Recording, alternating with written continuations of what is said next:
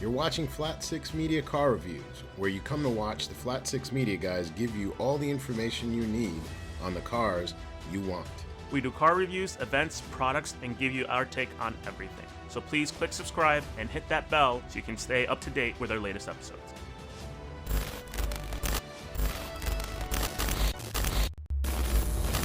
Hey guys, it's Henry from Flat 6 Media. This is Nelson. We love making these videos for you, so don't forget to like and subscribe. As you know, we're trying to hit 1,000 subscribers by July 1st, so we have a big mission ahead of us. We've said before that Nissan has been struggling to keep up with market demand until just last year. The public has asked, and Nissan has finally answered. Nissan has started to change its portfolio of products, and for the better. This company has gone from teetering on the edge of oblivion to actually making products that people want to buy. Now, this new change is called Nissan Next, and what they're going to be doing is going to be releasing a number of vehicles between now and 2023, with I believe was going to be a bigger step into the electric car market, which ultimately is where most of the brands are going. Needless to say, Nissan is coming in hot. This is fine. Let's go. Stepping into the Nissan Pathfinder, this redesign is the next iteration to the shift that they've had with the Pathfinder since back in 2017. The 2022 Nissan Pathfinder is a refreshing look at Nissan's new design language.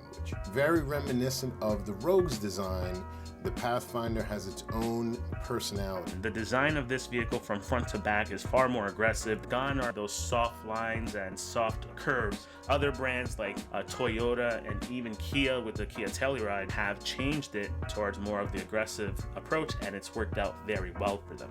The design that we're looking at is said to be influenced by the first Pathfinder that was released in 1986. Let's just leave it to Nissan's word on that one. Looks like you have a full LED stack in the front of a long, flat hood rather than the sloping nose of the previous model. It's a simple design aesthetic. Everything is stretched and pulled to give it a fresh and modern update. Along the side, you have sharp creases in the front and the rear to define the front and the rear panels. Tall wheel arches with some cladding that will be sitting on either 18 or 20-inch wheels, with some very subtle chrome accents along the window line and the bottom trim. Love the black floating roof design. I think this really distinguishes this car in another class. Finally makes it look a lot more expensive. Now, while the exterior does look more aggressive and is definitely something that customers, I believe, will gravitate towards, the interior is where I think they put even more attention. With the flat bottom, very sleek and very clean steering wheel. Notice the 12.3 optional gauge display. I say optional because it's only going to be available in a couple of different models, where either you'll have an 8-inch or 9-inch touchscreen display. Updated climate control and infotainment buttons that are said to be very user-friendly. Each model will boast wireless Apple CarPlay and wired Android Auto. The wireless Android Auto is set to come at a later date. Wireless charging is available, but it is optional.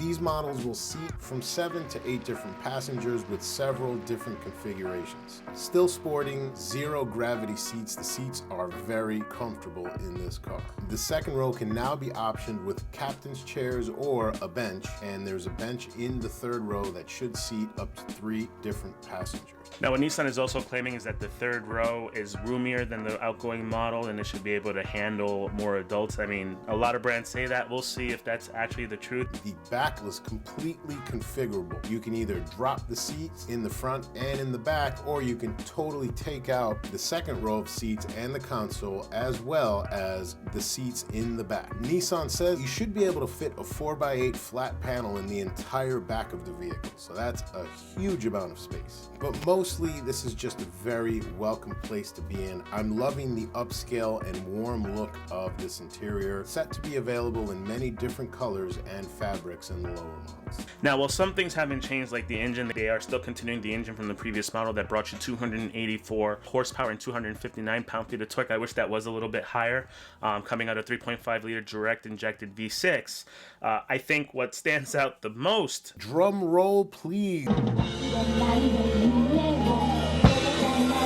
We now have a 9-speed ZF automatic transmission. That's right, we have an actual transmission with 9 gears. This is the tried and true transmission that Honda's been using in its SUVs, so it should feel pretty amazing, which should also lend to fuel economy figures. Now, since they still want this vehicle to be seen as rugged, they've added an intelligent drivetrain selector with 7 different modes. You'll be able to cover things like your standard roads, which for the most part, that's what a lot of us are gonna hit, and even things like sport driving, eco driving, but then they have snow, they have sand, mud, rut, and tow. You will still have the 6,000 pound towing capacity, which is class leading. Now, this Pathfinder is expected to go on sale in summer of 2021. Although we don't have any numbers on pricing yet, that's set to come out in the summertime, so look out for the Pathfinder. I can't wait to drive one of these guys. Why don't we take a second to make sure that you're liking this excellent content so that it can get out there.